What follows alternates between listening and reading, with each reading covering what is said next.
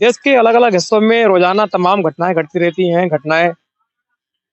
कोई घटना बड़े शातिर तरीके से होती है, कोई घटना सिंपल तरीके से होती है। बहरहाल घटना घटना होती है, वारदात वारदात होती है, चाहे वो छोटी हो या बड़ी हो।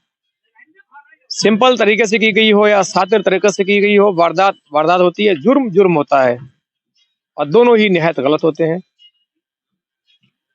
अभी 24 दिसंबर को, इस साल की 24 दिसंबर को चेन्नई में एक ऐसी घटना घटी जिसको सुनने देखने के बाद हर कोई दहल गया, सबके रोंगटे खड़े हो गए। एक इंसान ने जो पहले एक लड़की हुआ करता था, लेकिन उसके जो हार्मोन्स हैं, उसके हाव-भाव हैं, बिल्कुल लड़कों वाले थे। उसने जेंडर चेंज करके वो लड़का बना। फिर अपनी ही एक क्लास फेलो जो क्लासमेट थी, साथ जॉब भी करती थी, पहले साथ पढ़ी थी, पली भी थी, बड़ी भी थी और पढ़ाई भी की थी। उसको उसके एक तरफा प्यार में पागल हो जाता है, उसको पाने की कोशिश करता है, उससे शादी के लिए हर जतन करता है। लेकिन आखिर में कोई उम्मीद न मिलती देख, उसकी कोशिश सफल न होती देख, उसने लड़की को उसके बर्थडे पर इतनी दुर्दांत तरीके से शातिराना अंदाज में विश्वासघात का कत्ल करने के साथ उस लड़की को पेट्रोल जलाकर इतने शातिर तरीके से, इतने दुर्दांत तरीके से मानवता को शर्मसार करके हैवानियत की वो हदें पार की कि हर किसी का दिल दहल गया। दरअसल ये जो पूरी वारदात है ये चेन्नई की है। चेन्नई में एक गांव में दो लड़कियां, एक का नाम नंदिनी उम्र 25 वर्ष, एक का नाम गुरुकेशरी उम्र 26 या 27 वर्ष। दोनों एक साथ रहती थी, दोनों में बहुत गहरी दोस्ती थी, बचपन की दोस्त थी, साथ पढ़ाई करती थी, शिक्षा लेती थी। जब उनकी प्राइमरी शिक्षा मुकम्मल हुई, उसके बाद आगे की शिक्षा के लिए शहर बड़े कॉलेज पहुंचती हैं, वहां दोनों साथ शिक्षा लेती हैं। लेकिन इस दौरान एक चीज ये होती है, जो नंदिनी है ये देखती है उसकी जो सहेली है गुरुकेशरी, उसके जो हाव भाव है, हार्मोन्स हैं, वो बिल्कुल लड़कियों वाले नहीं है। उसका पहनना ओढ़ना बोलना चालना जो कटकादी है, जो सारी बिल्कुल लड़कों की तरह है और वो खुद लड़कों की तरह रहना पसंद करती है, लड़कों की तरह बात भी करना पसंद करती है, कभी कभार लड़कों की तरह ही वो गालियां भी इस्तेमाल करती है। ये बात जब नंदिनी उससे पूछती है तो जो गुरुकेशरी है वो कहती है कि मैं दरअसल बहुत अंदर ही अंदर मन में अपने कुंठित रहती हूँ कि मैं लड़का क्यों नहीं बनी। मेरे अंदर जो हार्मोन्स हैं, हाव भाव हैं, जो बातचीत का तरीका है, जो डील डॉल है, सारा लड़कों वाला है। मैं लड़कों की तरह रहना चाहती हूँ, लड़कों की तरह दिखना चाहती हूँ। वो तमाम काम जो लड़के वाले होते हैं, लड़कों वाले होते हैं, मेल वाले होते हैं, वो मैं करना चाहती हूँ। इस पर नंदिनी कहती है ठीक है। कुछ लोग ऐसे होते हैं, कुदरती तौर पर उनकी बनावट इस प्रकार की होती है कि वो बिल्कुल अपने जो उनका सेक्स है उसको उसके खिलाफ ज्यादा अच्छा लगता है। लड़की है तो लड़का, लड़का है तो लड़की। अब धीरे धीरे वक्त गुजर रहा था, टाइम गुजरा। दोनों की एक साथ एक आईटी कंपनी में सॉफ्टवेयर इंजीनियर के तौर पर नौकरी लग जाती है। दोनों आईटी कंपनी में जॉब करते हैं, साथ जॉब भी करते हैं, दोनों में गहरी मित्रता होती है। फिर एक दिन जो गुरुकेशरी है नंदिनी से कहती है मैं अपना जेंडर चेंज करना चाहती हूँ और मुझे इस लड़की वाले लिबास में या इस तरीके से लड़की वाले जो पैटर्न है इसमें रहना बिल्कुल पसंद नहीं है। मैं अंदर ही अंदर मेरा दम घुटता है, मैं कुड़ती रहती हूँ कि मुझे लड़का वाला जो वेशभूषा है, लड़कों वाला हाव भाव है, उनकी तरह रहना बहुत ज्यादा पसंद है। इस पर नंदिनी कहती है ठीक है, तुमको जो अच्छा लगे, जैसे तुम्हारा जीवन अच्छे से गुजरे, तुम खुश रहो, वैसा कर सकती हो, तुम आजाद हो। उसके बाद जो गुरुकेशरी है बाकायदा पैसे इकट्ठे करके अपना जेंडर चेंज करवाती है और लड़की से बन जाती है लड़का और नाम नया रखती है मैत्री मारन। अब गुरुकेशरी जो है मैत्री मारन बन चुकी थी, यूं कहें कि अब वो लड़के के रूप में आ चुकी थी, नाम नया पड़ चुका था मैत्री मारन। फिर भी दोनों की दोस्ती चल रही थी, बातचीत जारी थी, साथ घूमते फिरते थे, साथ जॉब थी, अच्छी ट्यूनिंग दोनों के बीच थी। लेकिन इसी दौरान जब जो मैत्री मारन है, जो अब लड़का बन चुकी थी, पहले चूंकि लड़की के रूप में पैदा हुई थी, अब वो लड़का बन चुकी थी। उसने सोचा कि मेरी शादी के लिए एक लड़की चाहिए होगी, और उसके लिए कहीं न कहीं लड़की जो है उसको समझाना होगा कि मैं पहले लड़की थी, बाद में लड़का हुआ। और जो नंदिनी है, चूँकि साथ की रही, अकेली है, पली-बड़ी साथ में है, साथ जॉब करते हैं, इसको मेरे बारे में अच्छे से पूरा पता है। यदि ये मेरी वाइफ़ बन जाए, मैं इससे शादी कर लूँ, तो शायद इससे अच्छा काम कोई और ना होगा। ये सोचते हुए वो मन ही मन एक तरफ़ा नंदिनी को प्यार करने लगा, नंदिनी को चाहने लगा। लेकिन नंदिनी इसकी बातों से बिल्कुल बेखबर थी, अनजान थी। ये मन ही मन नंदिनी से प्यार करने लगा। अब शादी के सपने संजोने लगा, इसको लगने लगा कि मेरी जो दुनिया है वो नंदिनी के बिना बेकार रहेगी, मैं नंदिनी के बिना कुछ नहीं हूँ। मेरा जीवन जो है नंदिनी के साथ व्यतीत होगा और आखिर भी नंदिनी के साथ होगा। मैं सारा जीवन नंदिनी के साथ रहूँगा, चाहे उसके लिए मुझे कोई भी जतन क्यों ना करना पड़े, चाहे मुझे कुछ भी ना करना पड़े, लेकिन नंदिनी को मुझे पाना है। इसको एक तरफ़ा मोहब्बत, इश्क नंदिनी से हो चुका था, लेकिन नंदिनी जो है, उसको इसकी बात की कोई, इसकी जो अंदर जो पल रहा था उसकी कोई खबर ना थी, इसके एक तरफ़ा प्यार की उसको कोई भनक नहीं थी। और ये खुद नंदिनी से ये कहने की इसमें हिम्मत नहीं थी, डर रहा था कि नंदिनी कहीं मना ना कर दे, इसका दिल ना टूट जाए। इसीलिए मन ही मन उसको चाह रहा था, शादी के सपने संजो रहा था। फिर धीरे-धीरे क्या होता है, जो नंदिनी है, उसका किसी और लड़के से उसकी नज़दीकियाँ बढ़ने लगती हैं, उससे फ़ोन पर बातें करती है, उससे मिलती भी है। चूँकि जो मैत्री मारन है, उससे एक तरफ़ा प्यार करता था, तो उसकी हर एक्टिविटी पर, हर घटनाक्रम पर, वो क्या करती है, कब खाती है, क्या उसे पसंद है, कहाँ जाती है, किससे बात करती है, सारी जो उसका घटनाक्रम है, उस पर पैनी नज़र रखा करता था। लिहाज़ा उससे सब मालूम चल गया कि लड़की नंदिनी जो है, एक लड़के से इसके बातचीत होती है, गहरी मित्रता है। उसके साथ ही कभी-कभार बाहर खाना खाने भी जाती है, घूमने जाती है, दोनों अक्सर मिलकर हँसकर बात करते हैं, दोनों में फ़ोन चैट भी होती है। यही बात मैत्री मारन को चुभने लगी थी, उसके अंदर खून खौलने लगा था, वो सोच रहा था कि नंदिनी अब मेरे हाथ से निकल जाएगी तो मेरा जीवन कैसे कटेगा। अब वो दिन-रात नंदिनी को लेकर परेशान रहने लगा, यहाँ तक उसको न चैन से नींद आती, न पूरा भरपेट खाना खाता, न चैन से रह पाता। उसको हर वक़्त नंदिनी उसके सपने में, ख़्याल में, उसके तसव्वुर में आ रही थी, लेकिन उसको ये कसक अंदर से चोट कर रही थी कि नंदिनी अब किसी और की हो रही है, उससे शादी कर लेगी, फिर मेरा क्या होगा? दिन बीतते रहे, नंदिनी को समझाने की कोशिश की, कॉमन फ्रेंड के ज़रिए उसने उसको बताने की कोशिश की, लेकिन नंदिनी किसी तरह ये मानने को तैयार नहीं हुई। उसने खुद नंदिनी से एक बार ये बात कही, खुद अपने आप भी कहा, "नंदिनी, यदि हम तुम शादी कर लेंगे, तो मेरा जो जीवन है वो सार्थक हो जाएगा, मेरा जीवन सफल हो जाएगा, मैं तुम्हें मन ही मन प्यार करता हूँ।" लेकिन नंदिनी ने जब ये सुना, तो नंदिनी को भी हैरत हुई, हैरानगी हुई, अचंभित हुई कि हम सिर्फ़ एक दोस्त की तरह हैं, हम दोस्तों की तरह रहते हैं, साथ खेले बड़े हैं, हम तुमसे शादी कैसे कर सकते हैं? मैं तुमसे कैसे शादी कर सकती हूँ? मैंने आज तक ये सोचा नहीं है और मैं तुमसे शादी बिल्कुल नहीं कर सकती। हम एक दोस्त की तरह सारी उम्र रह सकते हैं, लेकिन शादी करके एक पति-पत्नी की तरह नहीं। और जब मैत्रीमारन ने सुना, ये जाना, तो उसके होश खराब हो गए, उसके पैरों के नीचे ज़मीन निकल गई कि जिस लड़की के लिए वो दिन-रात सपने देख रहा है, सपने संजो रहा है, साथ जीने-मरने की उम्मीदें देख रहा है, उम्मीदें पाले हुए है, जिसके साथ अपना संसार बसाने की उम्मीद कर रहा है, वो तो दरअसल उससे प्यार ही नहीं करती, उसको चाहती नहीं, उससे शादी ही नहीं करना चाहती। ये बात उसको मन ही मन अखर रही थी, वो दिन-रात अब परेशान रहने लगा। उसको ना चैन से नींद आ रही थी, पूरा पूरा खाना खा पा रहा था, ना चैन से सो पा रहा था, जॉब भी कभी-कभार आता, कभी नहीं आता। अब उसके दिल-दिमाग में एक टेंशन बैठ गई थी, उसको ये प्रॉब्लम उसके अंदर क्रिएट हो चुकी थी, एक टेंशन क्रिएट हो चुकी थी कि नंदिनी अब तुमको हासिल होने वाली नहीं। और नंदिनी दूसरी तरफ एक लड़के से लगातार बातचीत कर रही थी, उसके साथ मिलती थी, रहती थी, ये बिल्कुल मैत्री मारन को नागवार गुज़र रही थी।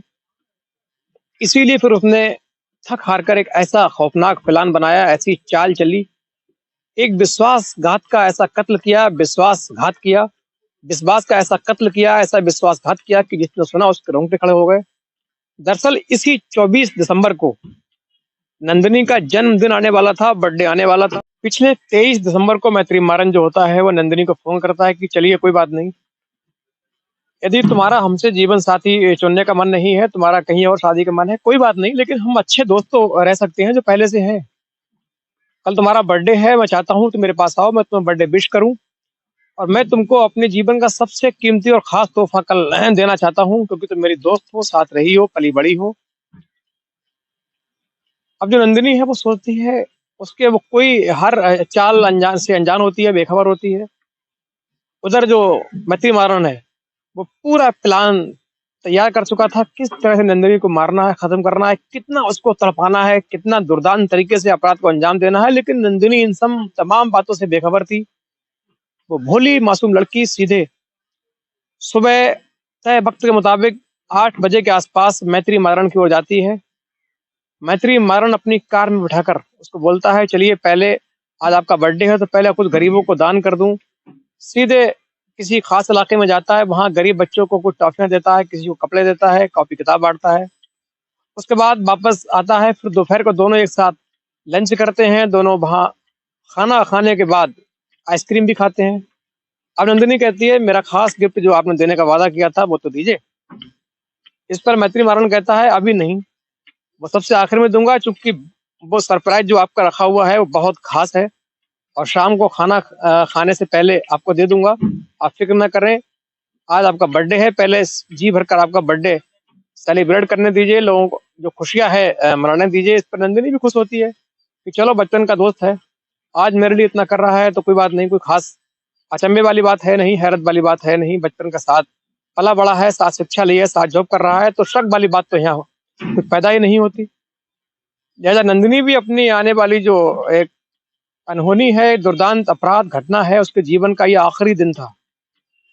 उसको नहीं मालूम था कि कुछ घंटे के बाद मेरा कितने बेरहमी से कत्ल किया जाएगा। वो खुश होकर अपने जीवन का जो बर्थडे है, उस बर्थडे का आनंद ले रही थी। उसके बाद दोनों गाड़ी में बैठते हैं, वहां से निकल जाते हैं। फिर कहते हैं, चलो अब चलते हैं घर की ओर, वहां आपको अपने हाथों से खाना खिलाऊंगा, उसके बाद आपको सरप्राइज जो गिफ्ट है, सबसे बड़ा मेरे जीवन का जो गिफ्ट है, वो आपको देने वाला हूँ। नंदिनी खुशी खुशी उसकी गाड़ी में बैठकर एक ऐसी जगह पहुंचती है जो एक मकान जो खाली पड़ा हुआ था, उसके आसपास भी कोई मकान नहीं थे, थोड़ा दूरी पर था, लेकिन पास से होकर एक रास्ता गुजरता था। उस मकान में नंदिनी और मैत्री मारन दोनों पहुंचते हैं। उसके बाद जो मैत्री मारन है, उससे कहता है, जो नंदिनी है वो कहती है, मेरा गिफ्ट तुम पहले दे दो, मैं खाना बाद में खा लूंगी। चूंकि सरप्राइज बहुत बड़े गिफ्ट देने की बात की गई थी, वो खुद अचंभित थी, हैरान थी कि पता नहीं कौन सा गिफ्ट जो है हमें मिलने वाला है, हमें मिलेगा। लिहाजा उसके अंदर एक बेचैनी थी, वो चाहती थी खाना खाने से पहले ही वो गिफ्ट हमें दिखा दिया जाए, जिसको लेकर वो काफी उत्साहित थी, एक दिन पहले से ही उत्साहित थी, उस पल का इंतजार कर रही थी। लिहाजा उसने कहा, मुझे पहले तुम गिफ्ट दो, उसके बाद में मैं खाना खाऊंगी। इस पर जो मैत्री मारन है वो तैयार हो जाता है, लेकिन गिफ्ट देने से पहले एक अजीब शर्त उसके सामने रख देता है। वो कहता है कि गिफ्ट मैं तुम्हें एकदम नहीं दूंगा, तुमको पहले अपनी आंखों पर पट्टी बांधनी होगी। अब वो नंदिनी थी, क्योंकि ये दोनों साथ के रहे थे, क्लासमेट रहे थे, रूममेट रहे थे, साथ पले बड़े थे, तो कोई शक वाली गुंजाइश थी नहीं। नंदिनी खुशी खुशी अपनी आंखों पर पट्टी बंधवा लेती है, फिर कहती है, मुझे गिफ्ट दिखाइए। इस पर मैत्री मारन कहता है, ऐसे नहीं, मैं गिफ्ट लाऊंगा तो तुम चुपचाप चोरी से अपने हाथों से पट्टी हटाकर देख लोगी, मेरा सरप्राइज जो है वो खराब हो जाएगा। मैं लिहाजा मैं तुम्हारे हाथ भी मानना चाहता हूँ। अब एक नंदिनी, एक मासूम लड़की, वो नहीं समझ पाई, नहीं भाप पाई इसके अंदर क्या छुपा है। ये विश्वासघात का, आज विश्वास का कत्ल होने वाला है, विश्वासघात होने वाला है, वो नहीं समझ पाई, नहीं जान पाई। फिर ये चेन जंजीर जो पहले से ही इंतजाम करके वहां रखकर गया था, उससे उसके दोनों हाथ बांध देता है। नंदिनी कहती है, अब मेरे पैर कम से कम अब तो गिफ्ट दे दो, अब तो मेरे आपने हाथ भी बांध दिया, आंख पे पट्टी बांधी। इस पर कहता है, नहीं, तुम उठकर खड़ी हो जाओगी और इधर उधर हो जाओगी, लिहाजा तुम्हारे पैर भी बांधना चाहता हूँ। अब नंदिनी फिर भी नहीं समझ पाई कि इसके दिल में क्या चल रहा है। कोई दुर्घटना, कोई अनहोनी, कोई वारदात, कोई अंजाम देने वाला है। हाथ पैर, आंखें बांधना और हाथ बांधना, यहाँ तक तो कुछ समझ में, कुछ हद तक समझ आता है, लेकिन पैर बांधना बिल्कुल बेवकूफी की हद है। उस जाहिल ने, उस दरिंदे ने, शैतान ने उस मासूम भोली भाली लड़की के पैर भी बांध दी, और वो गिफ्ट लेने के चक्कर में अपने पैर भी बंधा बैठी। पैर बंधने के बाद, हाथ बंधने के बाद, आंखों पे काली पट्टी चढ़ने के बाद, नंदिनी गिफ्ट, सरप्राइज गिफ्ट का इंतजार कर रही थी, लेकिन उसको आभास हुआ उसके सर के ऊपर कोई पानी जैसी चीज, तरल पदार्थ पड़ रहा है। उसने जब सूंघा, तो तो उसको लगा इसमें विशेष प्रकार की एक गंध आ रही है, शायद उसको ये पेट्रोल है। उसने पूछा, ये तुम क्या कर रहे हो? इस पर मैत्री मारन कुछ नहीं बोला और पूरा पेट्रोल जल्दी से लौटने के बाद फौरन लाइटर से उसने उस लड़की को आग के हवाले कर दिया। अब लड़की चिल्लाने लगी, जोर से रोने लगी, मैत्री मारन से खुशामद कर रही थी, मुझे बचाओ, मुझे बचाओ, मुझे छोड़ो, मुझे खोलो। लेकिन मैत्री मारन जोर जोर से हंस रहा था, कह रहा था, तूने भी मुझे बहुत तड़पाया है, तेरी खातिर मैं भी चैन से सोया नहीं हूँ, मैं चैन से खाना नहीं खा सका, घूमा नहीं, मेरा जीवन नर्क बन गया, तुझसे एक तरफा प्यार कर रहा था, लेकिन तूने मुझसे शादी करने से मना कर दिया, तू किसी और के साथ पींगे लड़ा रही है, इश्क फरमा रही है, मैं तेरे लिए पागल बन रहा हूँ, लिहाजा। लड़की जोर जोर से चिल्लाती रही। उसके बाद ये जो दरिंदा है, शैतान है, हैवान है, ये फौरन वहां से निकल जाता है, अपनी कार से फौरन स्टार्ट की, वहां से फौरन निकल जाता है। इसको मालूम था कि कुछ सेकंड के बाद, कुछ मिनट के बाद जलकर पूरी तरह राख हो जाएगी, लेकिन इसके जाते ही वहां कुछ लोग जो राहगीर से निकल रहे थे, उन्होंने उन्होंने लड़की के चिल्लाने की आवाजें सुनी। जब आवाजें सुनी तो उन्होंने फौरन घर के अंदर जाकर देखा, लड़की अधजली अवस्था में थी। उसको फौरन किसी तरह एक कपड़े से, बोरी से, फट्टे से, मिट्टी से बुझाया, फौरन पुलिस को इत्तला दी। पुलिस आनंद फानन में तत्काल घटनास्थल पहुंची, लड़की को एम्बुलेंस में भर्ती कराया, सीधे हॉस्पिटल लेकर गए। वहां डॉक्टरों की गहन चिकित्सा स्टार्ट हुई, लड़की को फौरन उपचार दिया गया। उसके बाद लड़की से पूछा, उस वक्त लड़की बोल रही थी और बातचीत करने की हालत में थी, चूंकि काफी हिस्सा उसके बॉडी का जल चुका था, लेकिन बात कर रही थी, टूटी फूटी भाषा में बात कर रही थी। पुलिस ने उससे पूछा, ये सब किसने किया, कैसे हुआ? तो बहुत ज्यादा बोल नहीं पाई, उसने सिर्फ मैत्री मारन का जो नंबर उसको याद था, क्योंकि काफी जख्म हो चुका था, त्वचा पूरी जल चुकी थी, लेकिन उसको पूरी घटना तफसील से बताने के बजाय नहीं बता सकी। उसने शॉर्टकट में धीरे से उसका नंबर दे दिया और ये नहीं कहा कि घटना ये किसने किया। उसने कहा, टूटी फूटी भाषा में कहा, इनसे बात कर लीजिए, ये नंबर है, इतना कहा। उसके बाद वो थोड़ी देर के बाद बेहोश हो जाती है। पुलिस ने फौरन उस नंबर पे फोन मिलाया और मैत्री मारन से कहा, आपकी एक परिचित है, रिश्तेदार है, लड़की है, आपकी दोस्त है, यहाँ एडमिट है, आप फौरन आ जाएं। तो मैत्री मारन को लगा कि शायद पुलिस को मालूम नहीं है कि मैं कातिल हूँ, मैंने इसको जलाया है, मैं हत्यार, मैं अपराधी हूँ। वो अपना अपराध छुपाने की लालच में फौरन सीधे अस्पताल पहुंचता है, लेकिन तब तक वो लड़की है, उसकी मृत्यु हो चुकी थी, वो इस दुनिया से जा चुकी थी, दुनिया को अलविदा कह चुकी थी, तड़पते हुए उसकी दुर्दांत तरीके से उसकी मौत हो गई। फिर ये जो मैत्री मारन वहां पहुंचता है, पुलिस मैन उससे बात करते हैं, कहते क्या हुआ? कहता, सर मुझे पता नहीं, ये तो लड़की जो है, उसने नाम बताया, ये मेरी दोस्त थी, मेरे साथ रहती थी, पढ़ती थी, अचानक कैसे हो गया मुझे खुद नहीं मालूम, मैं खुद परेशान हूँ, इतनी होशियार पढ़ने वाली लड़की, किसी से इसकी कोई लड़ाई नहीं थी, कोई बात नहीं थी, अच्छी लड़की थी, कैसे हो गया मुझे खुद अचंभा है, मैं खुद परेशान हूँ। और वहां रोने की ये प्रैक्टिस करने लगा, घड़ियाली आंसू बहाने लगा। इस दौरान जब डॉक्टर लोग लड़की को चेकअप कर रहे थे, लड़की खत्म हो चुकी थी, फिर उसकी पोस्टमार्टम की कार्रवाई की जा रही थी, पुलिस वहां व्यस्त हो जाती है। इसी दौरान ये जो मैत्री मारन है, फौरन वहां से मौका पाकर निकल लेता है, भाग जाता है। उसके बाद पुलिस फिर किसी काम से उसको बुलाती है, देखती है तो वहां ये गायब पाता है। उसके बाद पुलिस फिर उसको उसी नंबर पर फोन करती है, इसका नंबर लगातार स्विच ऑफ आ रहा था। अब पुलिस का जो शक है वो गहराता है। पुलिस की एक टीम फौरन जांच के लिए बैठती है, फौरन वहां के आसपास के सीसीटीवी कैमरे निकाले जाते हैं, सीडीआर निकाली जाती है। तो इस दरंदे से ही उसकी कई बार घटना वाले दिन भी बात हुई थी। सीसीटीवी कैमरा में दिखाई पड़ा कि कार लेकर के लड़की को घूम रहा है, शहर के तमाम चौराहों की जांच की गई, सीसीटीवी खंगाले गए, कड़ी से कड़ी जोड़ी गई, तो ये लड़की के साथ कार में बैठा हुआ दिखाई पड़ा। पुलिस ने फौरन इसको मुखबिरों के सहारे गिरफ्तार कर लिया और पूरे वारदात को खोल दिया। शैतान ने दरिंदगी की जो हदें पार की, उसका पूरा कबूलनामा किया। उसके बाद पुलिस ने गंभीर धाराओं में इस अपराधी को जेल भेज दिया।